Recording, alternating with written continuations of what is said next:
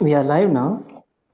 Good day to all. A warm welcome to each and everyone who are gathered to attend our Saveetha Architecture Talk series conducted by Saveetha College of Architecture and Design, Saveetha Institute of Medical and Technical Sciences.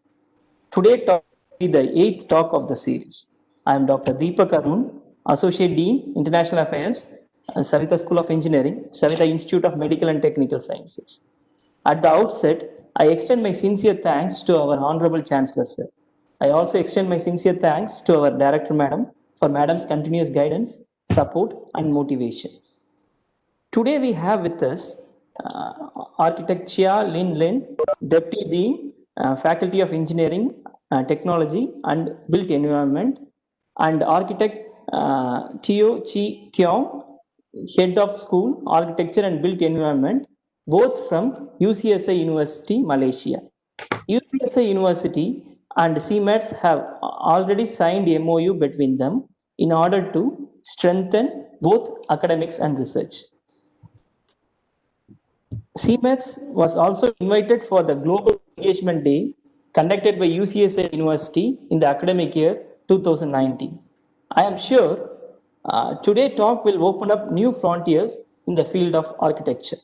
Now I invite Dr. Balsava, Dean, Saveetha College of Architecture and Design, to give his welcome address.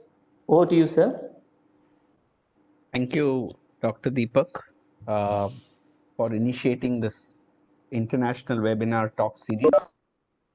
We are very grateful to have Professor Lin and Professor Keong with us, who are heading the School of Architecture and Built Environment, UCSI University.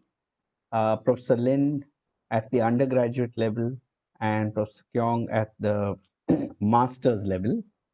We've had a few conversations over the theme of pedagogy and community engagement in architectural education. And we've been enriched by the kind of projects that UCSI has been doing. This presentation really, and professors, we look forward to this, is really a beginning of a broader Southeast Asia collaboration. In December, UCSI had also come down to Saveetha College in Chennai, and we had a Southeast Asian winter school, which was also mentored by architect Peter Rich. And so the beginnings had already happened there with a hands-on workshop. So we look forward to today's presentation that looks at the role and relevance of the architect in society through a community engagement. Thank you. I invite architect Sandhya to read out the profiles of our two esteemed speakers today, and we do look forward to the presentation. At the end of the presentation, we would open it to the participants to interact. There would be an open live interaction, and then there would be a closing by Dr. Jyoti Lakshmi, and I would look at the way forward after her closing. So I invite Architect Sandhya now to introduce our two speakers for the day. Thank you. Thank you. A very good evening to all of you present here.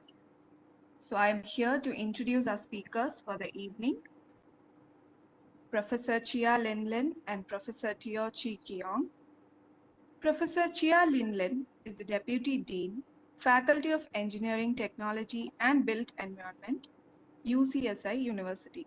She has obtained her double degree from USM and later on graduated from UPM with Master of Environmental Science, Faculty of Environmental Science in 2006. She has also obtained her professional qualification as an architect in the year 2001. She has almost 15 years of industry experience, where she was the chief architect for the projects in Ong Keng Po Architect and KL Wong Architects Penang before she joined the academics in the year 2000. Professor Teoh Keongon is the head of the Master of Architecture program at the School of Architecture and Built Environment, UCSI University. He has obtained his Master of Architecture from CYCU Taiwan in 2005, having specialized in building conservation He is also involved in several notable historical building restorations works in Taiwan, including Taichung Railway Station and National Monument at the Taipei Guest House. His teaching and research focus on the areas of cooperative learning and community engagement. He has conducted several design and build community projects such as the Kuala Septen Kakta 46 Community Library, Sangai Below Leprosy Story Gallery, etc. He has contributed more than 200 articles for Sinshu Sunday edition since 2006. His articles on the urban history of Kuala Lumpur were published in Kuala Lumpur under British rule and Disappearing Kuala Lumpur by Mentor Publisher. We are very happy to have both of you joining us today. Thank you. Now you may take over. Hi, I'm Chia here. So I'm just going to do a very quick introductions of UCSI University. First of all, I would like to thank Prof for inviting us for this evening lectures. And same times, I would also like to take this opportunity to thank Saveetha Institute for hosting our students last December during the workshop. They have a wonderful time and they can't stop sharing it with us. So I sincerely thank you for your warm hospitality that you have extended to them. Okay, I'm not going to bore you with a lot of histories and things like that, but UCSI University is established since year 1986. So this is already our 34 years. So I'm going to straight go into our schools because or else I'm going to take up the whole evening talking about our faculties and so. So we call our schools schools of architectures and built environments. We in short form we call it SABE. So this is our organization chart. The top there is me, and then you can see Assistant Professor Teoh here. He's the head of schools now. And then we have 5 head of programs that is heading the postgraduate studies, undergraduate architectures, undergraduate interior architectures, undergraduates for the quantity surveying, and also in diploma studies for interiors and architectures. So these are all the programs that we offer in our schools. Currently, we have total numbers of students coming to about 900 plus. We just kind of crossed the threshold of 950 this year. So basically, I'm going to skip that one. So normally, we actually the main programs that we offer are architectures and interior architectures, and then quantity surveying. So normally, I would like to kind of do a metaphors because architectures will be more like a mother's that is giving birth to a baby from just 2 cells. But interiors architectures is more or less like you're doing a facelift, doing some nose jobs and things like that. Quantity surveying will be the persons that is going to do all the calculations of every single fees and kinds of costs that is involved in the whole constructions work. So currently we actually have offer some international degree pathway. For the architectures, we have the MOU signed with Strathclyde universities. And then for the interior, we actually have an international pathway to the Middlesex universities, both from England. So the Strathclyde is in Scotland, more towards the north side, and Middlesex universities is in UK itself.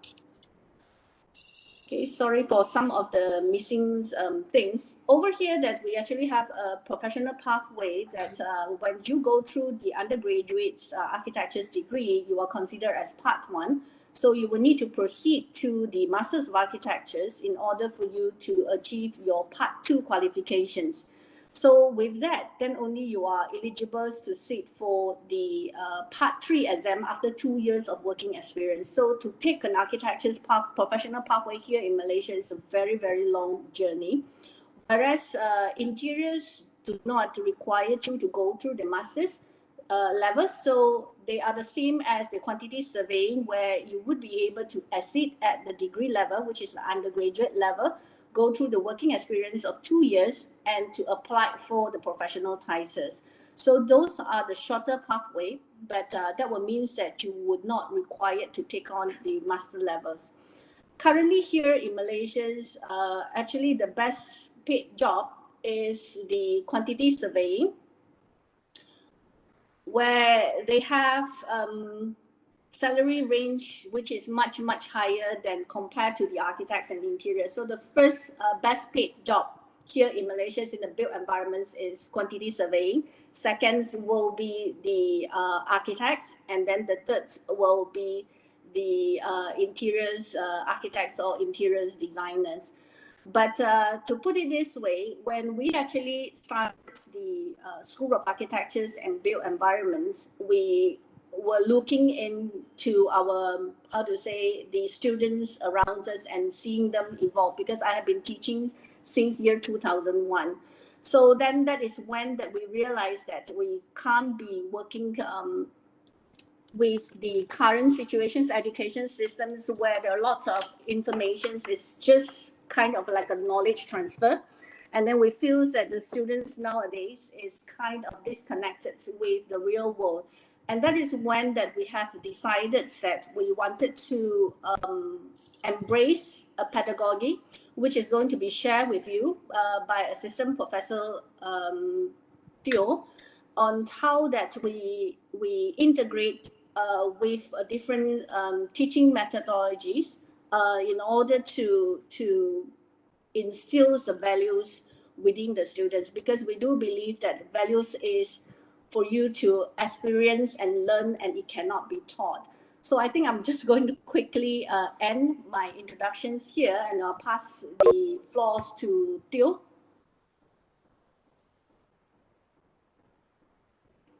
Thank you, Ling Ling. Yeah, I should start my PowerPoint. All right. Can you see the PowerPoint? Yes. All right. Okay. Thank you all for having me for this evening session.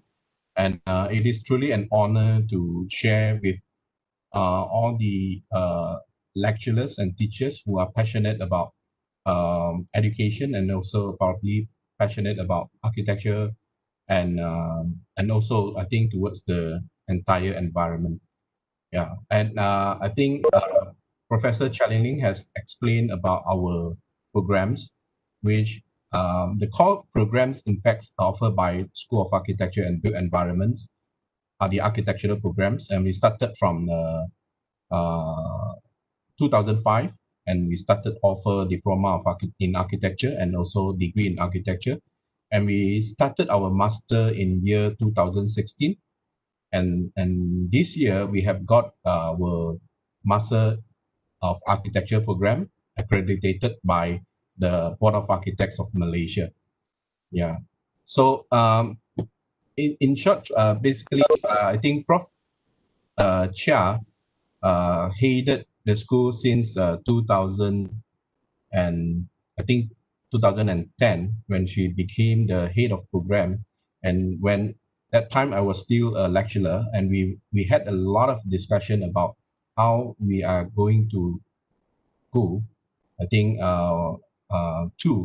towards a better directions that I think that would benefit not just to the student, but to the community. And eventually we are trying to approach the general public and to educate the public what is architecture about.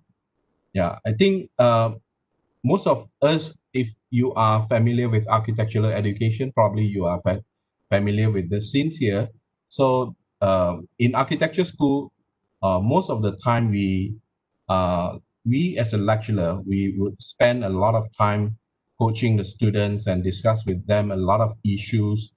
And a student eventually at the end of the semester, they will present their works to the classmates, lecturers, or sometimes we would invite the external assessor who are the practicing architects, and maybe some people related to the industry. But oftentimes after the end of the semester, what would turn into is rubbish. Yeah. So I think most of the architecture school having this dilemma that we have spent so much time talking about the issues, and we're trying to use, I think, to inculcate our students to look into a bigger pictures, and in order to help improve the people's life, the society, and also the environment. But end up most of the time at the end of the semester, and we are just talking to ourselves. We will never share all the thought with the actual society. Yeah. So here is basically, I think, the conventional architectural education, where the students are surrounded by the experienced lecturer. The lecturer will try to bring their experience where they have had while they were working, or while they were still working, and they will try to bring the scenario to the student, to educate the student. What if, take for example, the design project probably be a project that is just imagined by a lecturer, like uh, a site, and then assign to the student and ask the student to design a library, a hospital, and all sort of building typology that is basically to comply with the education for the license for the professionals architecture. And most of the time, the scenario or the design topics or the projects would be simulations, which mean that they are all virtual, they are not real projects. And students find it very hard to relate themselves with the outside real world issues, because that in fact, in terms of the requirement, what they would need to do is just to produce a beautiful works, and which try to convince themselves that this is going to work. But in fact, the actual world issue, as I think most of us would agree, that thing has changed so fast. Take for instance that the COVID-19 that has impacted us a lot this year, I think has completely changed the landscape of, I think, the thought of the environment.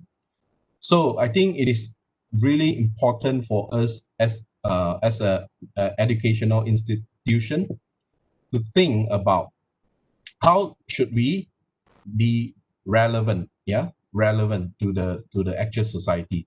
Then we begin to think of another way, that we try to not just trying to convey the ideas of the actual experience by the lecturer to the student, but instead we invite the real world people, being members of association, being NGOs, MPOs, even the government agencies, to share with us their experience. They probably had experienced some issue with, let's say, for example, the buildings, or maybe the environment that they associate with. So they will share with us all kinds of issues, and we try to help them to find some alternative solution that often overlooked by the practicing architects.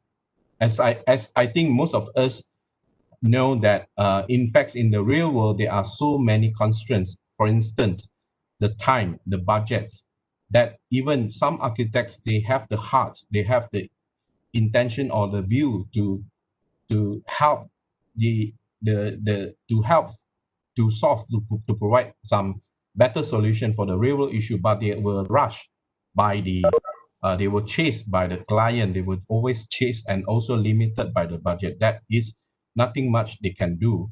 So as an architecture school, as we are an institution, and we often encourage students to explore new idea, and in fact we should be an institution that gathering all those intellectuals, and together we try to think and figure out, is there any other way to solve, to provide a solution for the to cater the real world issues.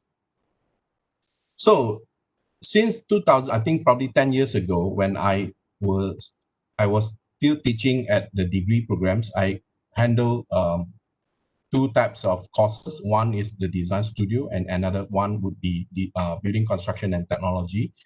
I had started to think about the values, as I mentioned, as I showed earlier, the photos of the students' work turned into rubbish.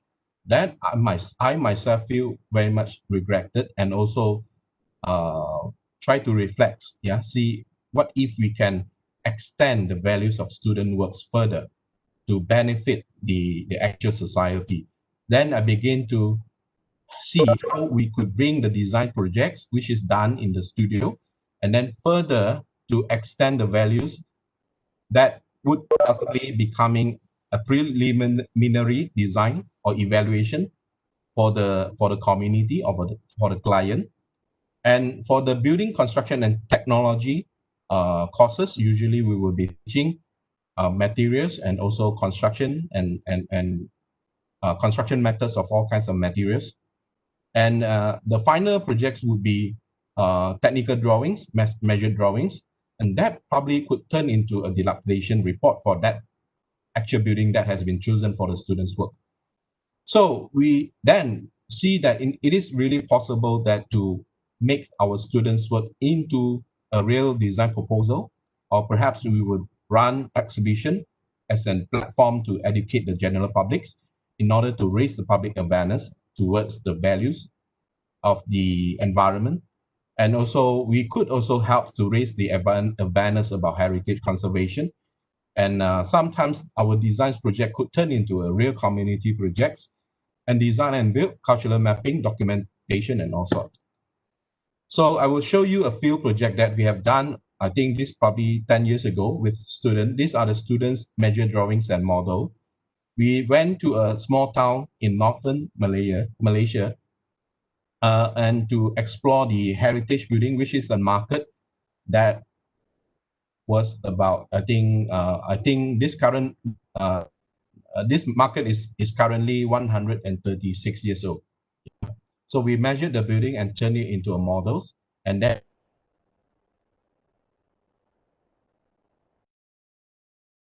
now and to try to attract the general public in order to raise the awareness, yeah, towards the values of the heritage buildings.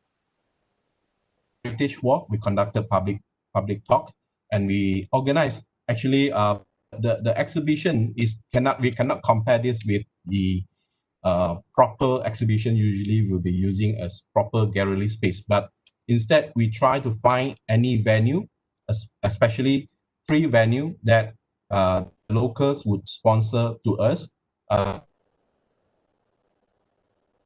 shop house which is vacant for years, and the owners feel like he can contribute to this event by lending us, yeah, this space for 1 week.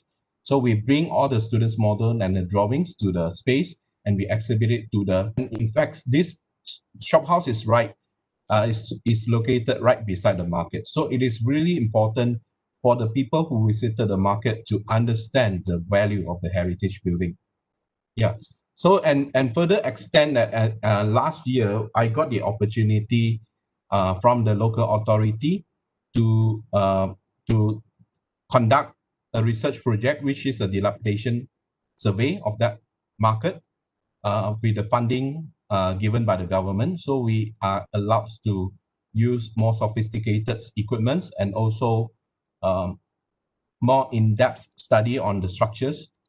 Yeah, and we finally turn it into a dilapidation report, which is going to be used for the actual restoration project.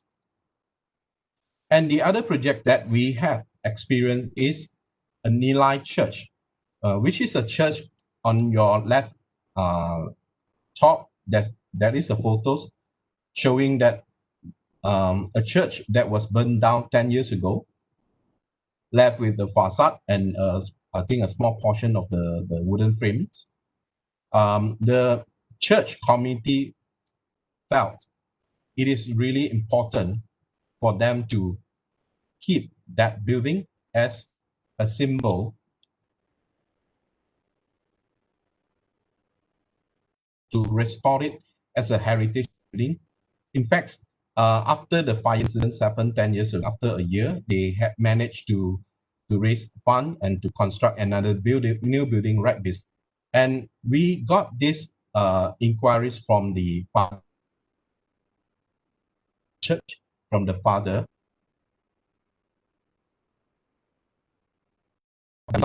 and turned into a community hall, which is open for regardless of beliefs. Yeah, so it is really excited to hear to turn into a community facilities. Stated to us that he would like to utilize the land beside the buildings to turn into a community farm that eventually would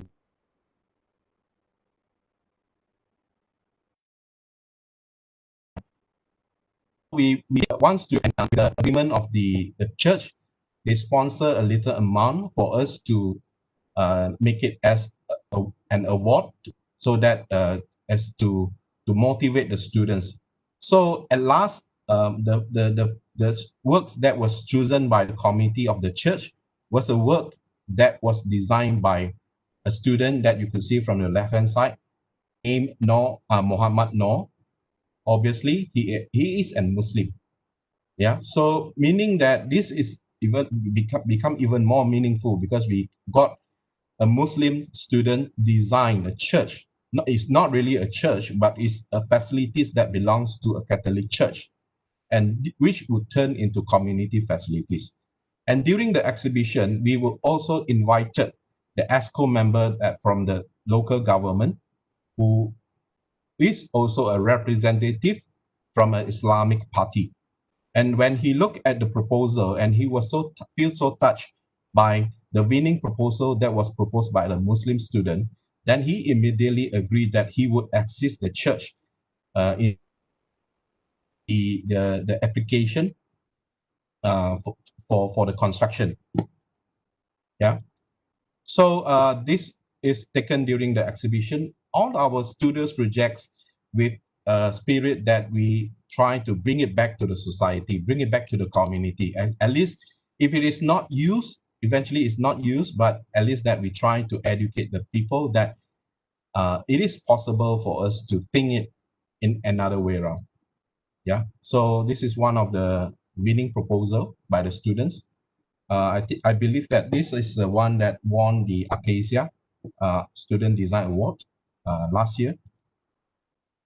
And eventually we got our industry partner, who is willing to help us to make this into a real project, that he hired our student as intern and worked with him for 3 months to continue to develop the idea, and eventually turns into a proposal. Now the proposal has been submitted to review. So after we have got the experience, we feel that it is really important to look into then we begin to think that year 1, year 2, year 3, in particular, I think year 1 would be actual understanding, and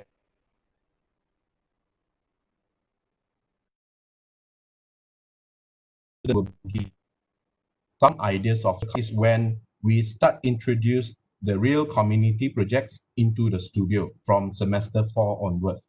So once the student have experience, and if the student continue to study with us, because in Malaysia, we adopt the UK system, which we split the architectural professional education into 2 parts, which is part 1 and part 2. Student continue the year 4 and year 5 with us. So they have experienced some sort of community projects design, and then they could be our design leader who would help to coach the junior. Yeah, so we call them the mentor. This continuous slides, I'm going to show you one key project that we have done in 2015, which is located at a rural area called Kuala Sepetang. Kuala Sepetang is a fishing village. The houses are in fact illegally built. you could call it illegally built, but to the people, to the residents who has been resided at this place even before the independence of the country, but they were not granted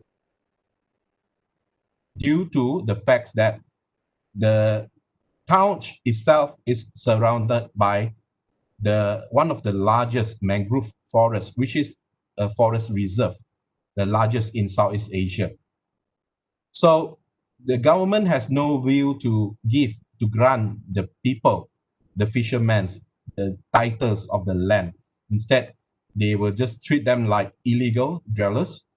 So when we study the site, and we felt it is really important to recognize the importance, because that in the country we cannot have all the fishermen who are residing in an urban area or in a proper planned residential area, and requiring them to be a fisherman.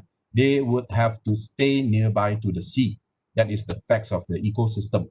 So we try to study the facts, and we are trying to propose to the government in order to probably at the end to recognize this entire site as a heritage site, so that that would legalize, yeah, and in fact the people would enjoy, yeah, the rights to continue to stay at the place. Yeah, we begin by working with one partner university from Taiwan, which is my alma mater.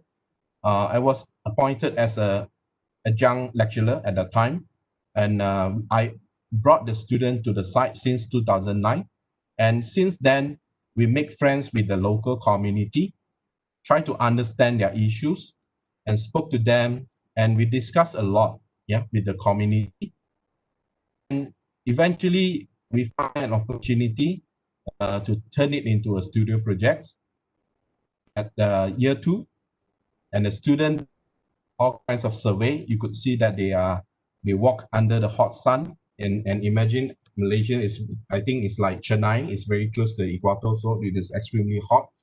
So the student will have to walk the streets, and we got the satellite image from Google, but the student were asked to verify it precisely. So they did the survey, and eventually produced maps, which we call it a cultural maps.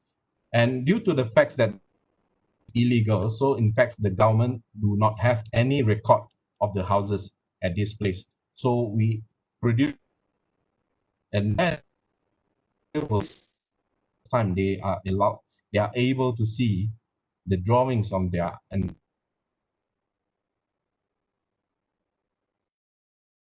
the drawings of students to teach the thing their village, and how important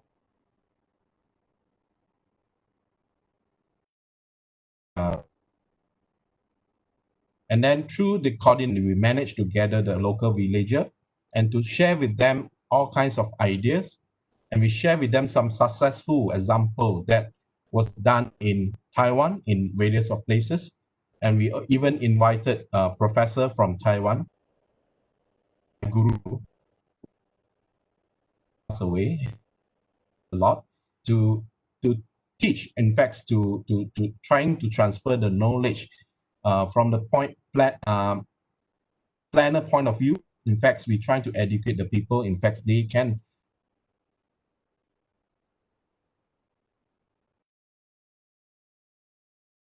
And through the students' work, we are able to understand the actual condition, the hygiene issues of the place.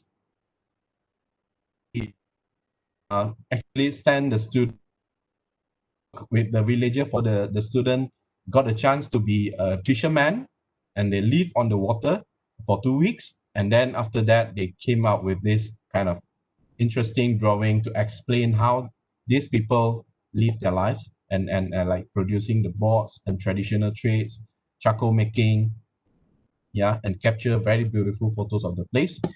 And also, I think this was conducted by Professor Chia. It was an installation done by the students to show to the people that how interesting that could be, recognizing the the history, and also to recognize how interesting it is. You look at the water level, the water will rise according to the tide, and this installation would change accordingly. Yeah, so that it could be used for different purposes. Yeah. So, and in 2015, we got a chance to work on the projects, which at the open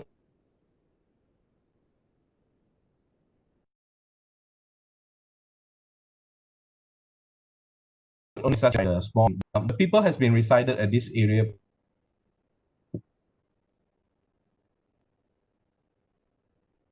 a statue with a marking at the bottom that this for more than 100 years.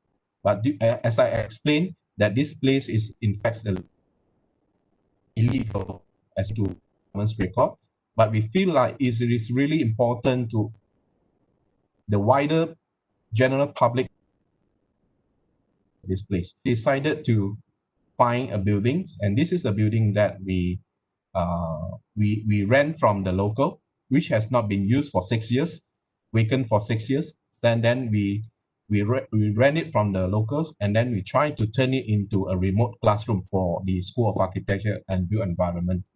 And since then, I think we spent a year, we conducted studio, and we organized public talk and exhibition in the house.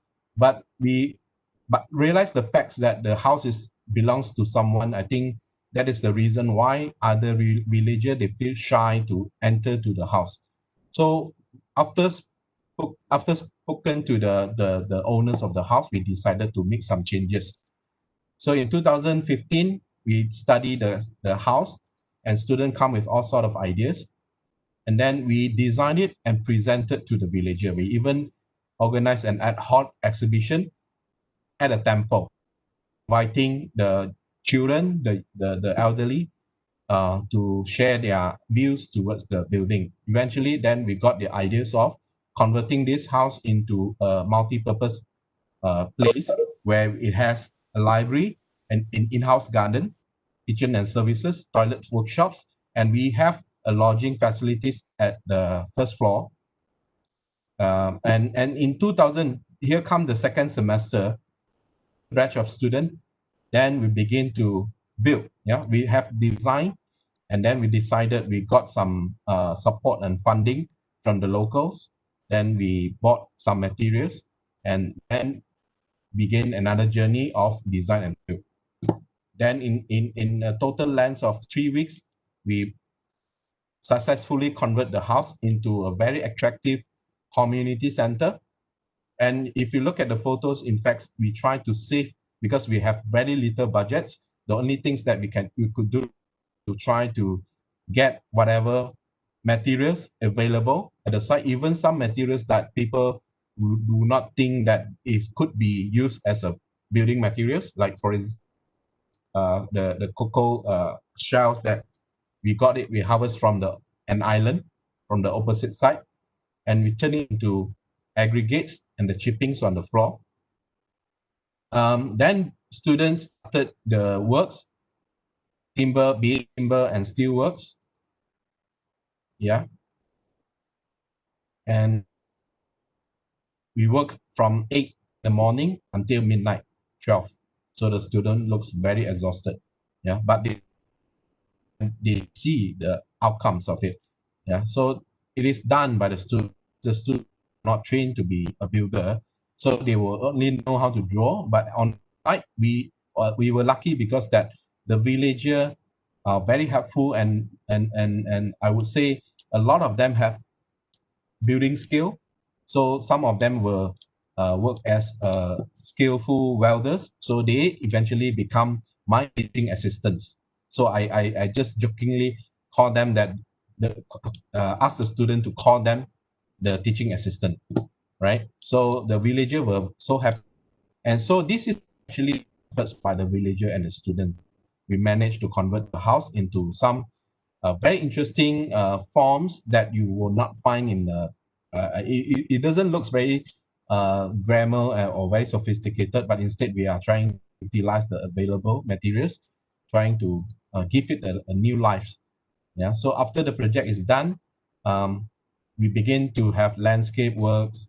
And also I further call in alumni and also some volunteers to continue to enhance the space. We continue to harvest the waste or material from the village and turns it into bookshelves. Yeah. And even we did a mobile classroom.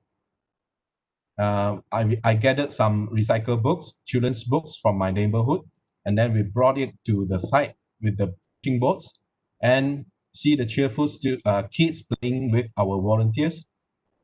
We even conducted free tuition class, yeah, for the kids, and this has the place has really gained become very popular on Facebook. Then eventually we got from Brazil, from different places, fly in to Malaysia, and then they join. Eventually, many programs happened during that year. Yeah, so this was one of the successful story.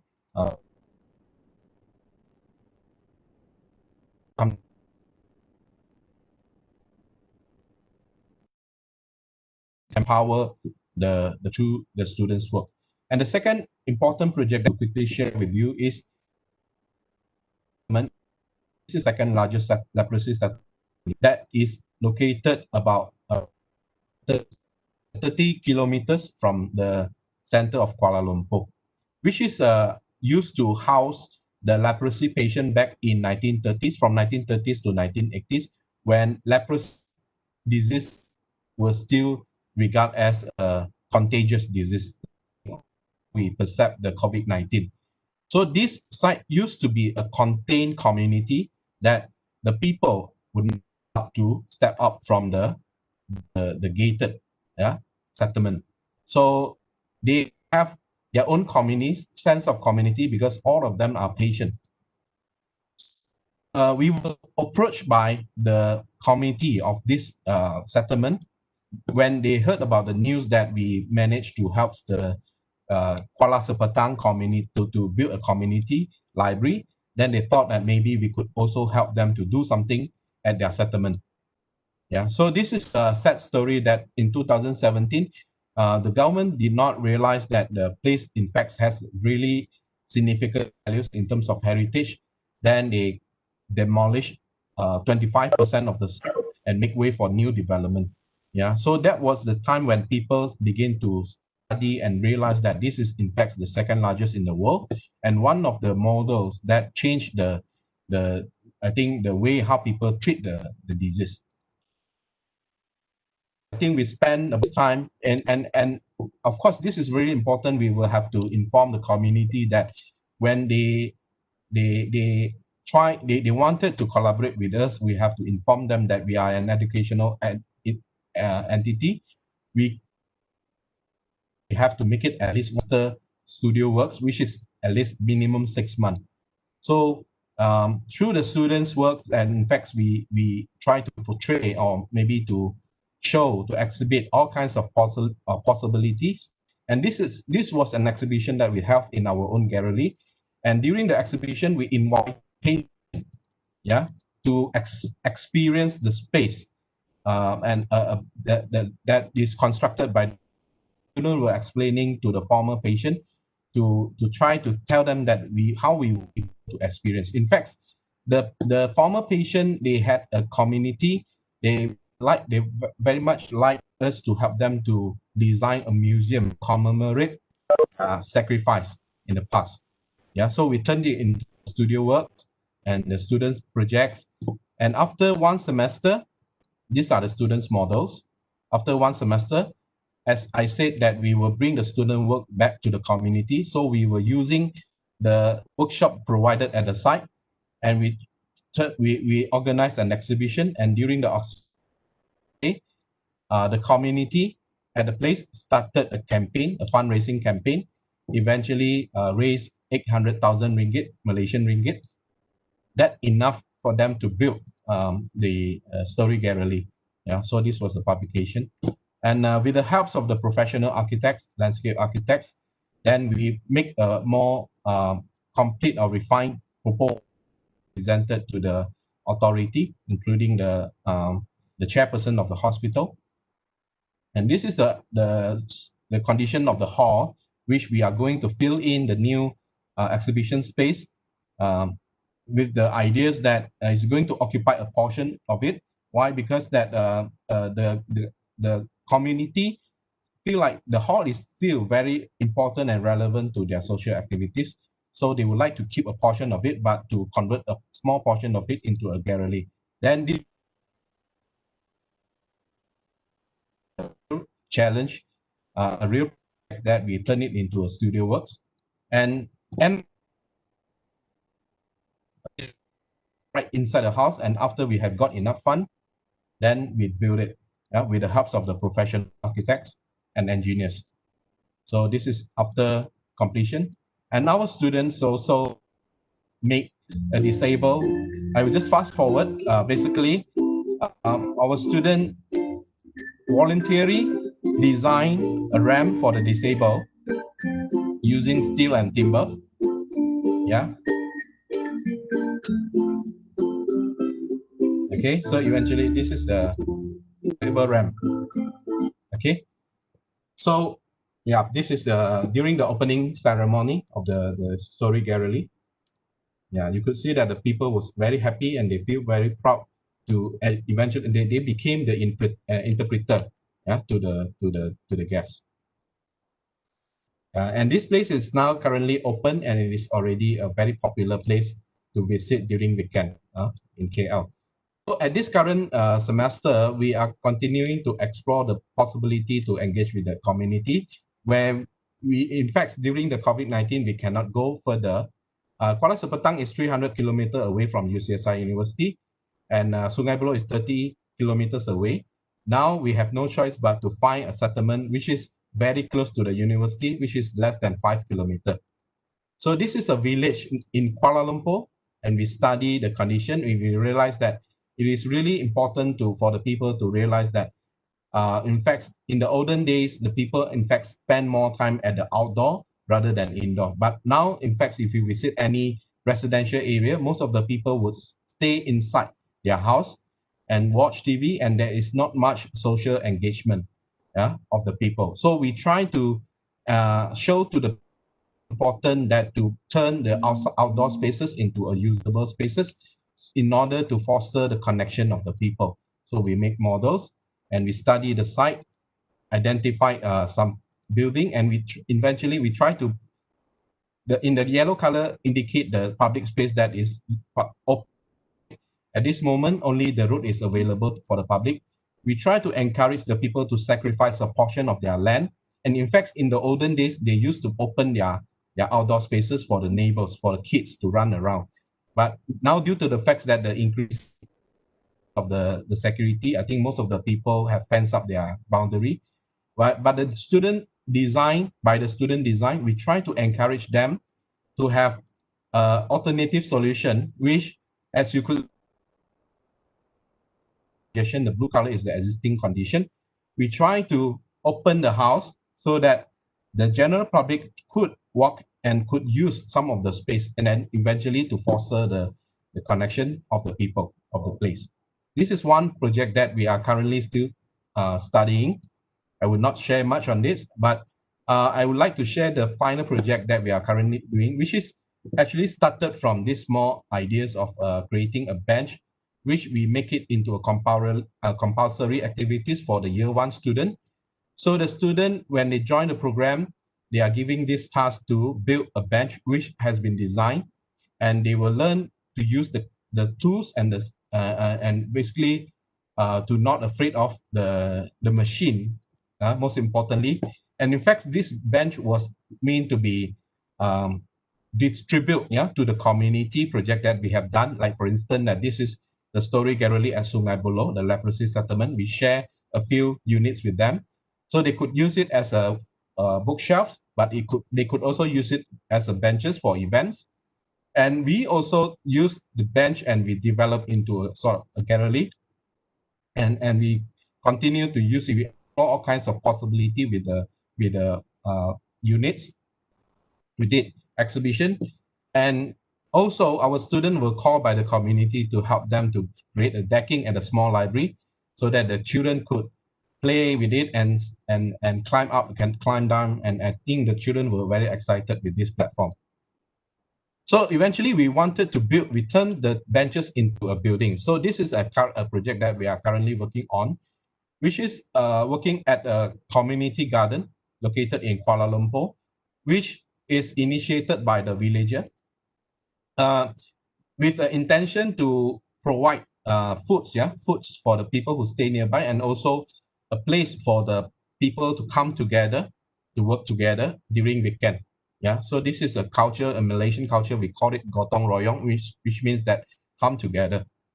And this is actually at a rundown, low-cost residential area where a lot of people felt that they have nothing much to do after work hours, and their houses are very small. The units are very small, so most of the time the kids could only play along the corridor.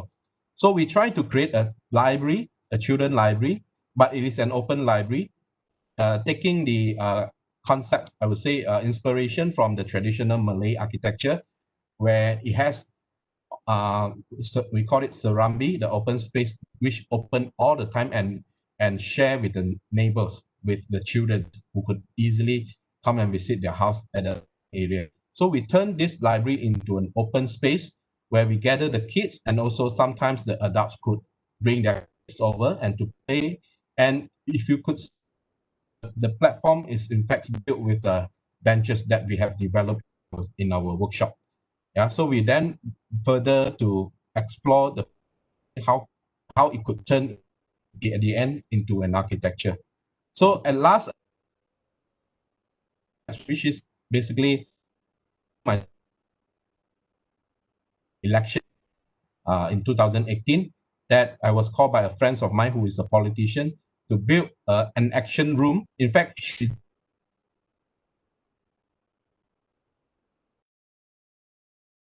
and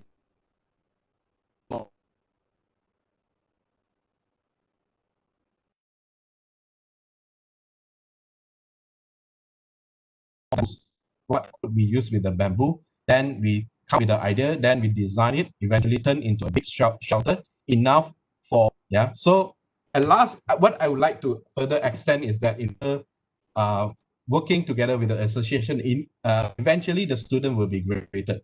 Now we are trying to call back all the alumni who has experience with us to form another forces, which eventually when they become an architects, then we can still collaborate together to bring something to the real. Thank you so much.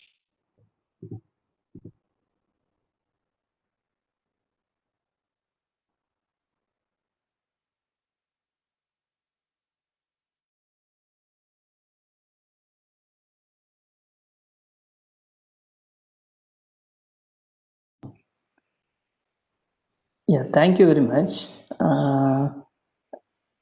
Professor Teoh. May I request our Dean to handle the question and answer session, please. Thank you, Dr. Deepak. Thank you, professors, for a wonderful presentation on the new role of an architect in society, and in collaboration with the community. So the major shift that we see is that it's not an architect now working isolated from society in a studio and then a project design which goes and gets placed on a site. But here the community is in collaboration with the architect is in collaboration with the community. In fact, today our first year has just joined, and they're also looking forward. And I think even if we can begin on the digital platform with the Saveetha Studio and UCSI, this kind of a conversation, because we are doing several projects in the rural areas with this participatory process. It would be wonderful. A few questions that some of the students have raised. I'll start with that, and then if there are others, they may join in and ask further questions. One was, what is the kind of time frame that you generally see for a project of this nature? Many times a project can go on for a year, but our studio could be a 16-week studio, you know. So how does this kind of align with, you know, this academic and the real world? So that is one question which has been raised here. Right. I think this is very important. When I first started the program, and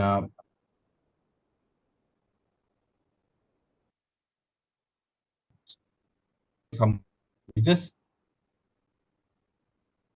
the villager and we see what we actually as an architect or a school of architecture could do to help the community.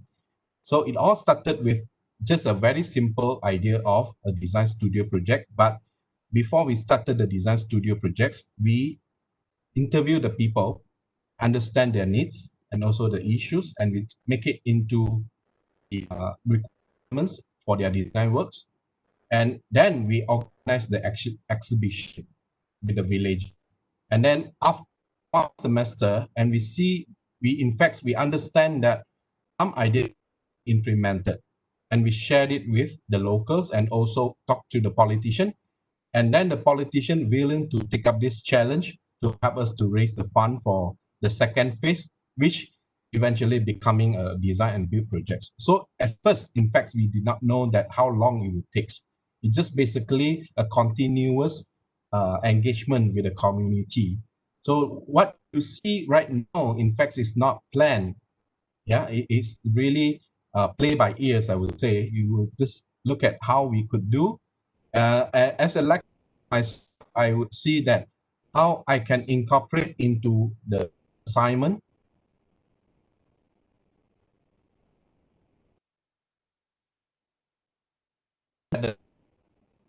a very interesting subject that we offer. It's a compulsory subject. Basically, the student will be will visit different places overseas.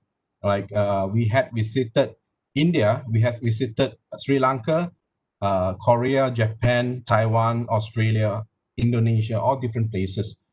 But we actually realized that we had students who actually the school to explain that they could not afford the traveling expenses. Then we decided to create local groups, which is in fact instead of travel, but we need to do something, community service sort of. So we then turn this experiencing architecture into exploration and work with the community. And then we find out that it's an opportunity for us to continue to work and even until a design and build projects. Then I decided to incorporate into design studio, and where the design studio were asked to design details and modular systems. And we then turned it into a small project, which they did not actually do much in terms of the design, but basically we just use the manpower since we have the group of students. So we organized a 3 weeks off-campus activity. In order to do that, because this happened during the semester, we spoke to the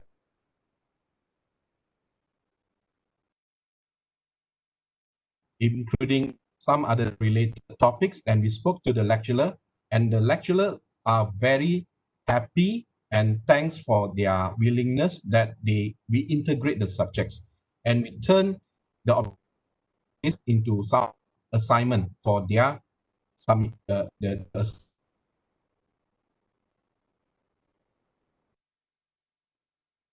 Sure. side. So I realized that if we incorporate into a group of the class works, but if the numbers of students is, let's say now we have 90 students per groups, well, we cannot have whole groups join. Eventually, we found the most efficient way is to conduct a workshop, which has no time limit. So any student who are interested can join anytime. Wonderful. If there are any more questions within the group, I mean, the group also could raise some questions. Would anyone like to, Naveen, would you like to ask a question, or Shreya or Sri Venkatesh? Sandhya?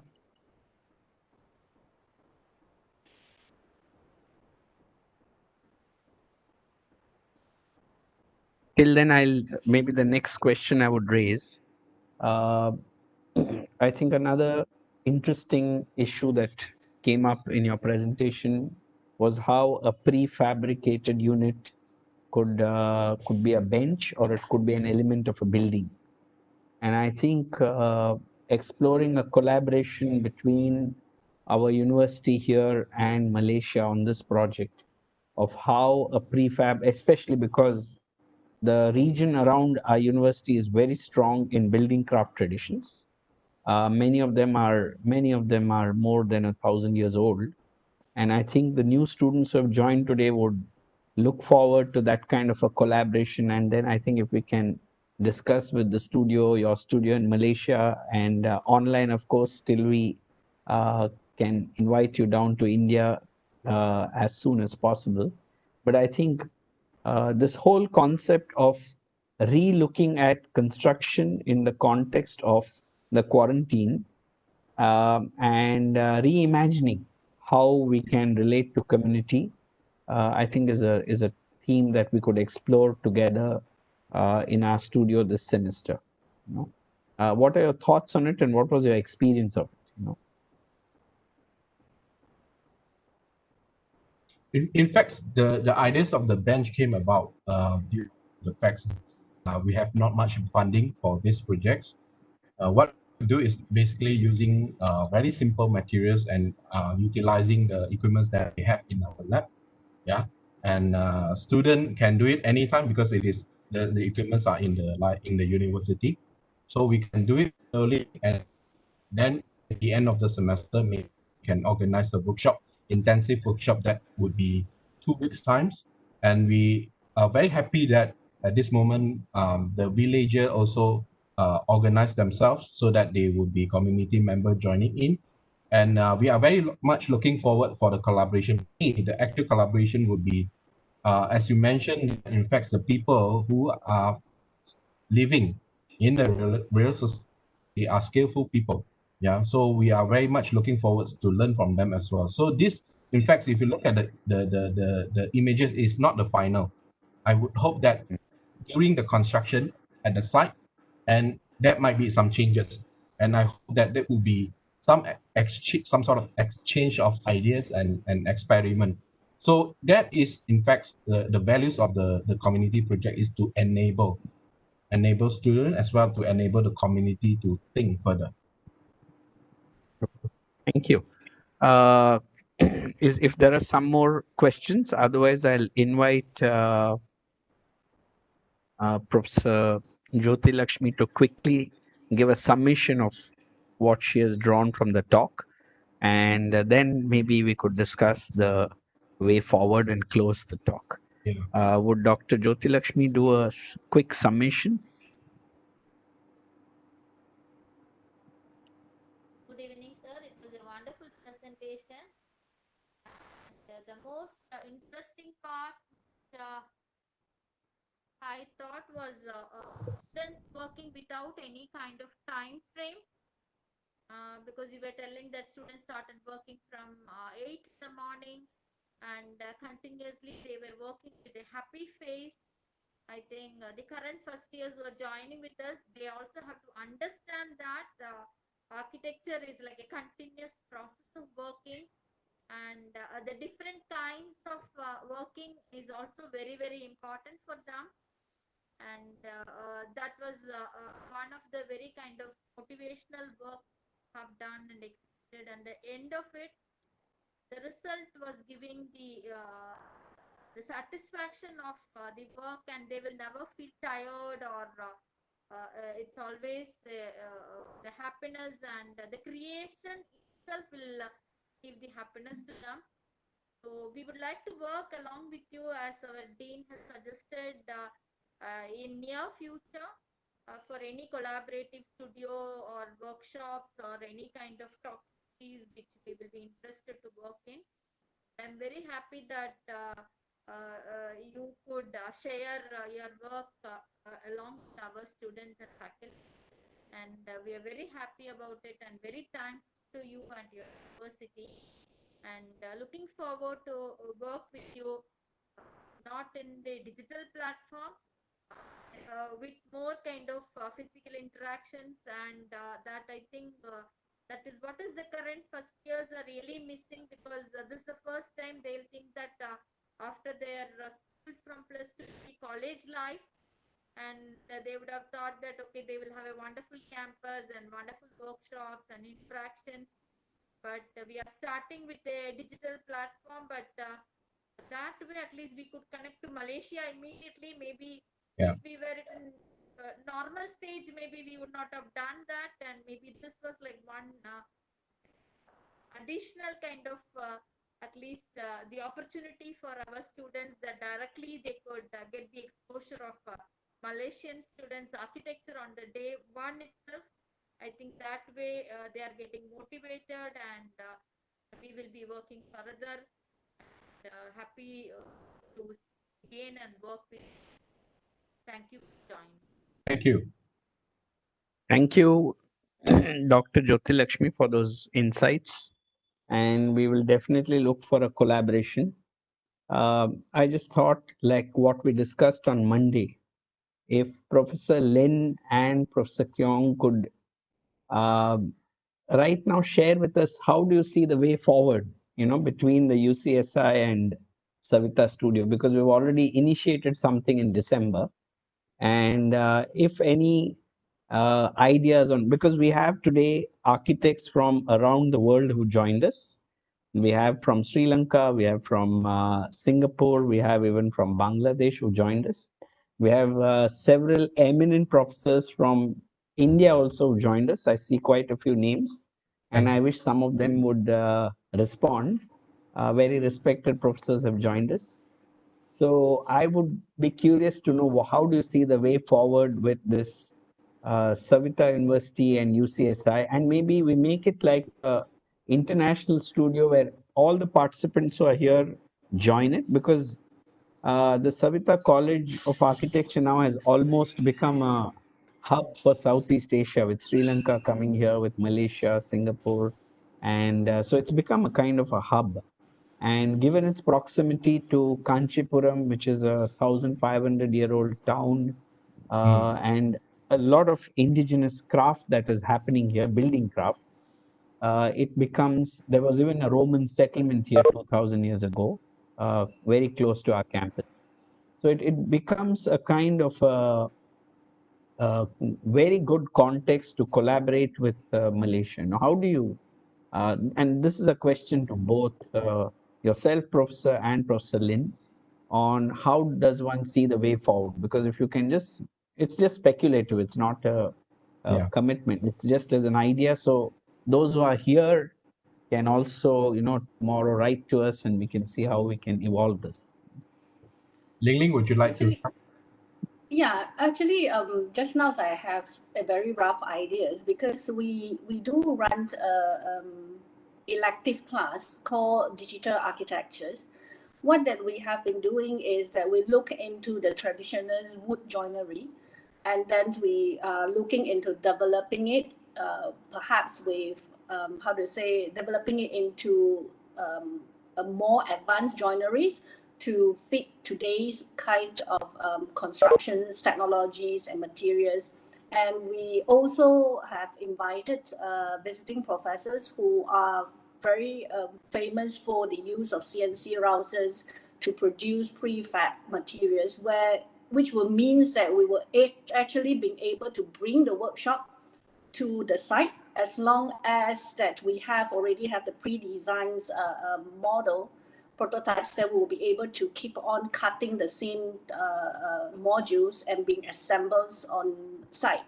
So those will largely reduce the work in terms of cutting materials and things like that. So we are actually trying to look into that area in developing all these craft, or kind of developing the old craft or traditional craft into some things that can be produced with modern technology and can be kind of mobiles, and being able to kind of applicable to most of the places. So I think those would be one place for us to start. What I can see is that Wonderful. we can actually run similar kind of courses across the two institutes. where Sure. you might be documenting your traditional joineries and constructions methods and things like that. We will also be collecting on our site, and then we Sure. could kind of collaborate in order to see how that we can develop it and be able to use the routers and things like that, all these technologies to be able to produce them, Sure. which would means that we can take some parts of skilled workers kind of requirements out from it.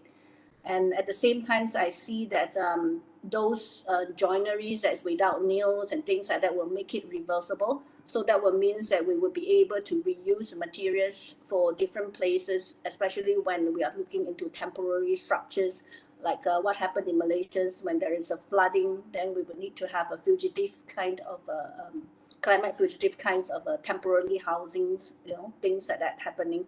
So I think that could be one way for us to combine the craft and digital together across the two countries. Sure, I think that's a wonderful idea. And since we've also been involved in these kind of explorations, I think we could, with Dr. Deepak's facilitation and the management, we could really look at initiating it at the earliest, because the first year that has joined us today is also very keen to kind of collaborate across cultures and see both what is similar and what is different. I think it'll be a very interesting exercise, to see the two. Uh, your thoughts, Professor Keong, on this? Thank you, Professor Lin. Well, for your information,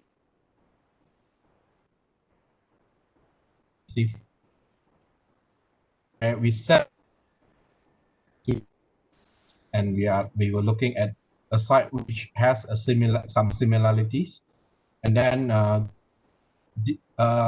share the students' works, the progress and thought through the digital platforms, and also we had some shared lectures. I think that would be the easiest way in terms of the collaboration immediately. Sure. That could happen.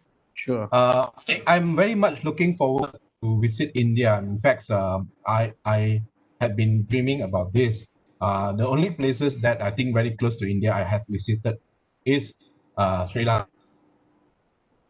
Also fascinated by Sri Lanka. I believe that India, I think, will be another eye-opening trips. I think for everyone, I believe.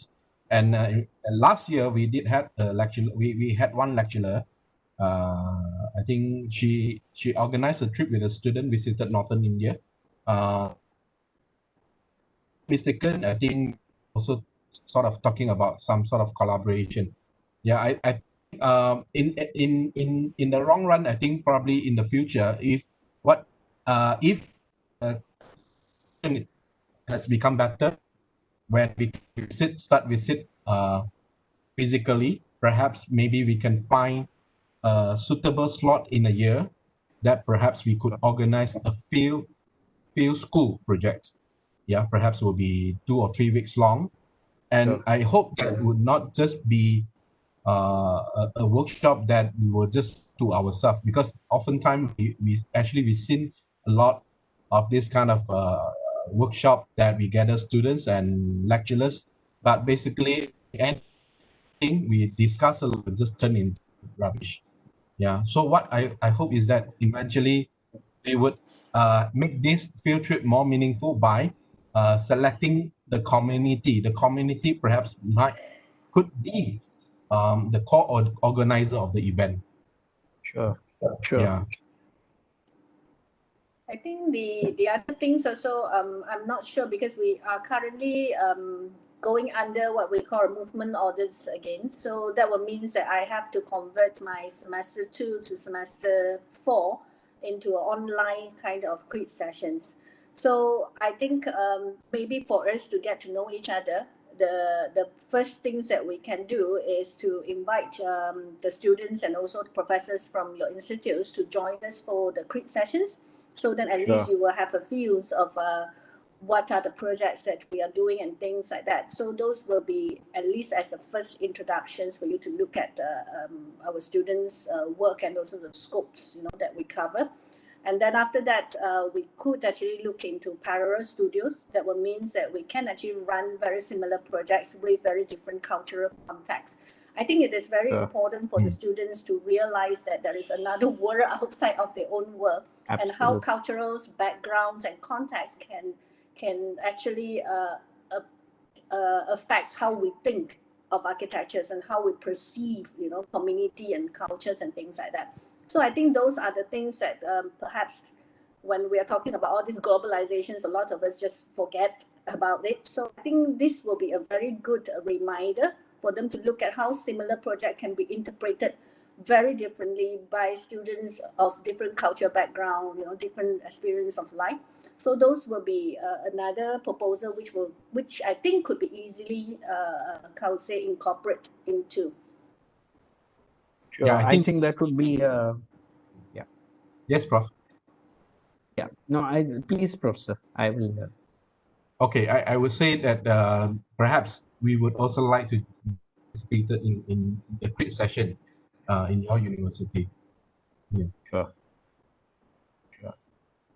So thank you, professors, for that very informative presentation. I can see Professor Pushkar Kanwinde is in the group. He's in our future projects, in the future webinars. It's wonderful that he could join us today. I thank Dr. Jyoti Lakshmi for that summation, and our faculty who had spoken to the students, spoken to others to come in. We've got a good attendance, and it's been beamed to Southeast Asia and Sri Lanka. I thank the schools of Sri Lanka for joining in. They've been sending us WhatsApp messages on the questions, and they would like to participate in this collaborative studio at some point in time, and they have taken part in the studio. Thank you very much for being here. I now request Dr. Deepak again to close the session, and the closing is really a beginning of a studio. It's not really a closing, it's a closing of a session, but I see it as the beginning of a collaboration in our studio. Many of the first years who are there today have joined in, so I'm sure they are also eager now to be straight away in the part of an international studio. And of course, the faculty look forward some amazing projects that UCSI is doing. And thanks to both of you professors for the kind of mentoring and ideation you all have been doing in your studios. And I think the collaboration between Saveetha and UCSI will just enrich this whole environment of the role of an architect and his relevance and meaning, in what is happening around us, rather than, I would say, as you rightly put it, just making some pretty objects sitting in the studio with no link to society. I think this brings in the social dimension, it brings in the economic, the cultural, and it's all layered together. And it really is, I'm sure the satisfaction that you'll have had at the end of a semester like that is very deep and very lasting. Thank you very much for that presentation. Thank you, Dr. Deepak, for facilitating this. I request you now to close the session. Thank you very much. Yeah. Thank you. I thank our dean for hosting this question and answer session, and it went on really well. And my special thanks to Ms. Lin and Mr. Teoh for their wonderful presentation today. And I also my special thanks to Mr. Roland, Senior Manager, Global Engagement Office. Without him, I'm sure this event would not have been happened. So thank you very much, Mr. Roland, for your support. And I once again thank each and everyone who attended this session. Thank you very much. We'll meet in another wonderful day. Thank you. Thank you. Thank you. Thank you.